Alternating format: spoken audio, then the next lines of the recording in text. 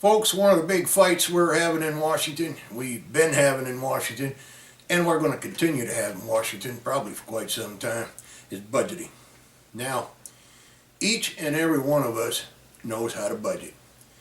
We don't always do budgeting very well. Some of us don't do it at all, but we all know how to do it. You sit down with all the significant other people you need to sit down with, and you discuss what you're going to do for the year. And the first thing you do is you come up with how much money are you going to have to live with. In other words, how much money do you have if you're going to live within your means. Now once you establish that, and if you're one of the Americans that still has a job left, that's not going to be that tough unless you're going to have one of those jobs this year that might get cut back on hours because of the Affordable Health Care Act. But if that's going to happen to you, you probably already know it's going to happen to you. At any rate, once you sit down and establish the money you've got to work with, then you can start making plans. Now the first thing that you're generally going to work with are your essentials. Things like rent or house payment, food, clothing, transportation for you to work, transportation to school. Get that essential sort of thing out of the way. Then you go into what I call hard spending, which is refrigerators, freezers, fix the roof, buy a new car, this sort of thing. That's the kind of thing you generally go talk to the banker about, see if you can borrow a little money, get some credit. Credit's not a bad thing, but the reason you go to your banker is so your banker can sit down with you, go through how much money you're going to make, go through how much money you're going to need, and see if you got anything extra for some of those things you think you need to borrow for. Now, some bankers will sit there, they'll go through it with you, and if your numbers are good enough, they're going to say, well, John or Bob or Harriet, you're fine. You want to buy a new car this year, you can do that. You need a refrigerator, you can do that. Some bankers are also going to sit down, they're going to look at what you got, and you say, you know what? If we could just take a little bit of money every month and get some repairs done to the car you got right now, I think we're going to be better off. If we can wait a year, year and a half, then we might be able to get you into a new car. Let's take a little time and see if we can get your income to debt ratio just a little bit better than it is right now. Because frankly, if something happens that you're not quite sure of or happens unexpectedly, you're not going to be able to take care of it. So I'd say no. And that, ladies and gentlemen, is how budgeting works. Well, that's how budgeting works out here in Little Man Land. What we're really here to talk about today is how does budgeting work in Washington, D.C. Now, I'm going to tell you right now, that's a little bit different. Okay? Over the history of the Republic, presidents in the Congress have had periodic altercations as to money, taxes, spending, where it goes, where it should go. Those kind of disagreements and altercations kind of came to a head under a president named Richard Nixon, otherwise known as Tricky Dicky, I think, if I remember right. And he had kind of his own ideas on moving money around and spending money or not spending money, and it kind of irritated Congress a little bit. And of course, before Mr. Nixon got totally done prematurely, he really annoyed the Congress pretty much, but that's another story, I guess. Anyway, in 1974, the Congress came up with the Budget and Impoundment Act, 1974. Now, this is kind of an important step in governing and budgeting. It was going to solve all our problems. Now, it actually dealt with two different subjects. The first one was how presidents should look at spending money, withholding money, moving money around, and how the Congress, the House and the Senate, could interact with that. That was the impoundment part of the bill. And they argued a while, and I guess they came to some kind of agreement, which ultimately actually meant that the president had more power than he had to start with, but he had a few more rules he had to follow when he did it. Which brings us to the second part of the Budget and Impoundment Act, ladies and gentlemen, which is the budgeting part. Now, the budget part of this Budget Act of 1974 was meant to streamline the budgeting process. Now, if you're starting to get a little worried, that's a good thing. You should be. Up until 1974, the budgeting process for the United States, each House, the Senate, and the House of Representatives had many, many committees, and every committee had to deal with one part of the budget. So you had all these arguments, party-to-party arguments, in each committee, and then the committees had to get together to write a whole budget for the House and the Senate, and of course then the House or the Senate had to do that party thing to get that voted through, and then you sat down with the other House and did, anyway, to put it mildly, it's a very cumbersome process. So the budget part of the 1974 Act was to make things a little easier to do, and in particular it was supposedly corrected problems related to late appropriations, short-term spending measures, in other words, continuing resolutions, if you will. It was designed to deal with budget deficits. Yeah. And lastly, it was to help get through the inadequate controls related to change in entitlement programs. You remember entitlement programs. They're Social Security, Medicare, Medicaid. So, 1974, that's 37 years ago. So 37 years ago, the Congress knew that we had problems with continuing resolutions, short-term spending measures, entitlement spending, and budget deficits. So they passed a law to take care of those problems. I hope that's working out for you real good. Needless to say, things didn't get better. In reality, they got worse. The last 4 years of no budget whatsoever, kind of a clue to that. So, anyway, that's a lot of what the budget part of that did. The budget part of that, however, also had one other little problem. It developed but it made use of a budgeting process called baseline budgeting. Now, you go to sources on the website, and there are several sources there you can look at if you want to check into what baseline budgeting is. I'll make it as simple here as I can. Baseline budgeting means that you establish a line where you start, the baseline for developing a budget. And you don't argue about everything below the line, you just kind of take into consideration everything above that baseline. Now, as it turns out, the government established as a baseline for all practical purposes last year's budget. It's an interesting concept for a lot of reasons, but anyway, so the U.S. government started using last year's budget as its baseline.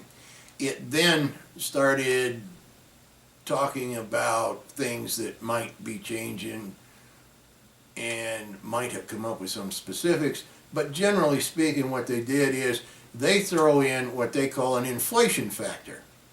I tend to call it a fudge factor. I was talking to a friend of mine about this the other day, and he called it a WAG, which he defined as a wild-ass guess. You can call it anything you want to call it, I guess. I'm going to stick to fudge factor for a while. But anyway, they came up with a fudge factor, and when I started doing some research on baseline budgeting, the figure I came up with generally used as an average over the last few years for the government was about 6%. It, depending on the department, could be as high as 10%, and no one knew of any time it had gone below 3% for a department, but the overall average for the budget was about 6% that I could find. Paul Ryan just came out with a new budget for this year, and he said that historically it's been 5%. I wouldn't want to get into an argument with the Honorable Mr. Ryan, so I'm perfectly willing to live with that 5%. So let's go with that. So,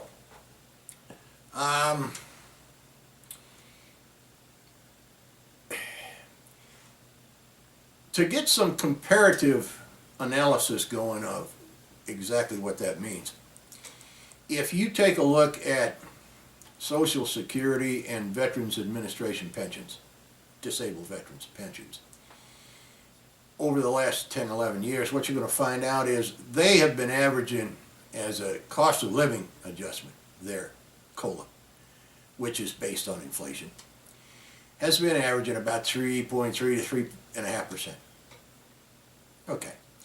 However, if you were on Social Security or disabled veterans benefits in 2009, 2010, you didn't get any raise at all because there was no inflation, according to the government. Now, the government in 2009 and 2010 not only got their 5%, but if you'll remember, that's back in the days of yore when we were investing in the country with stimulus money and shovel-ready project money and things of that nature. So not only did the federal government in 2009, 2010 get their 5%, they probably got considerably more than that, while Granny and your Uncle Fred from Iwo Jima didn't get anything. Now, I don't have a PhD in economics from Harvard or Stanford or Yale, but I've kind of got it in the back of my head that if a government of a country and the citizens of a country probably all pretty much live in that country, and it would just make sense to me to understand that both the government and the citizenry would have the same inflation rate in a given time period. But I guess the government doesn't actually feel quite that way about it, so whatever. This might be one of the problems that we have. Let me put it this way, if I could. If you start your budgeting process with what you spent last year and basically go up from there, the likelihood that you're going to cut spending would appear to me to be quite small. And in fact, until sequestration hit as of March of this year, there had not been a cut in spending, as I understand it, for almost 40 years. I'm going to say 37 years between the Budget and Impoundment Act of 1974 until March of this year. 37 years. so you can see how that cutting thing tends to work when you start with what you've already been spending. Well, and as to the budget itself, the first thing you need to understand is we haven't had a budget for 4 years. We are operating and have been operating under continuing resolutions for quite some time. Now, we've talked about Granny and the government and Veterans Administrations. We've talked about the biggest reasons why it seems a little tough to cut government spending. And that's because this baseline we've set, well, tends to be a little high.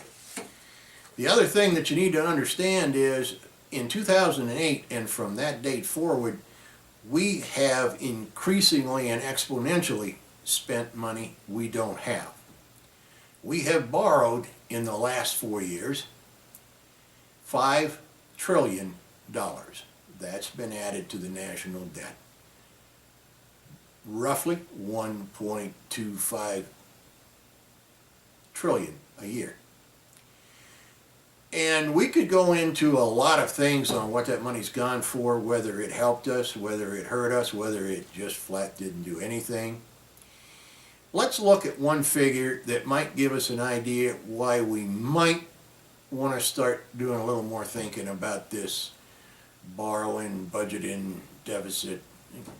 In the last 4 years, ladies and gentlemen, we have spent $1.33 trillion with a T on interest. Nothing else.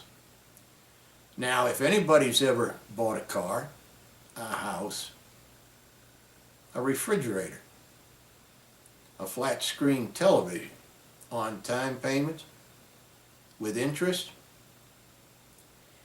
you all know that the money you pay for interest is the profit somebody else takes home. You don't take it home. You give it to them for nothing. Absolutely nothing. So, we take all these little considerations and put them all together. It's fairly obvious to me, and I'm kind of hoping it's fairly obvious to you, that we might need to have a few changes done in how we do budgets in the United States. All due respect to Mr. Ryan, I think he's almost coming around in the right direction, but I've got 3-4 ideas that I think we ought to look at doing, and I'd like to hear from you about what you think of. That's why the email on this website's been set up the way it is. But here's the number one thing that I think it's imperative that this country does quickly, or it will never get its spending in control. And that number one rule is we're going to try to do away with baseline budgeting. It's gone. Now, does that mean we have to start from scratch to do a budget every year? Well, there might be one benefit to that. At least Congress would be dealing with money every single day of the year, and we wouldn't have to suffer through a whole lot more stupid laws. But that may not be a good thing. We'll leave that fight for later, too. But the ending of the baseline budgeting provision for the government is going to be the first step in getting control over what we're doing. Until we get control over that baseline or eliminate it, we lose. It's that simple. Number two, to establish a new baseline, I'm going to suggest that we go back to the 2008 spending levels. And the reason I say the 2008 spending levels is real simple. The 2008 budget was the last budget this country had before we started $860 billion worth of stimulus spending, before we bought out Chrysler, GMC, before we had to do a lot of things that we didn't really want to do, and those things are now to some degree built into the budget. We need to get prior to stupid. 2008 would do that. Now, do I think we ought to cut the 2008 spending level today? No. I think the government should be given 3 years to get back to 2008 spending levels. I think that's plenty time enough. Rule number 3. Further spending increases once we've got established to that 2008 spending level. And we want more money? Yeah. In order to spend more money, particularly borrowed money, if that has to be, you cannot do it unless the GDP is expanding at greater than 3.1%. It's my understanding that 3% growth in the GDP is a minimal number needed for a healthy economy. Just to make sure, I think we should go to 3.1%. If in the last 12 months the economy has grown at 2.75%, you don't get any more money. Simple as that. It's not a hard concept, folks. Not a hard concept at all. Now, every time you set a definite limit, something is going to happen to screw with that limit. So, point number 4 is, I believe in an emergency exemption to get by the fact that you can't spend any more money even if you're in a 2.5% GDP growth. Things happen.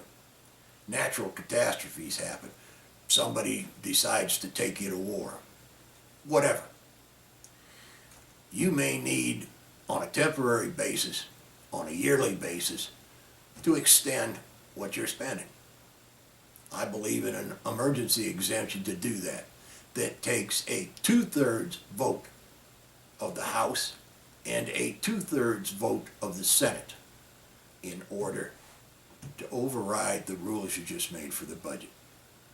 Now, if something's that serious that we need to spend more money than we're actually able to do, a 2/3 vote of both houses will kind of iron out the rough spots there. Now, that's pretty much some facts you need to know about how budgeting is done right now in Washington and why it doesn't work. And I've given you 3 or 4 ideas that I think we ought to start looking at to get this budgeting under control. Now, folks, this isn't the end of anything. This is just the beginning. Now, I expect to hear from you on what you think of my ideas. Thank you. Have a good day.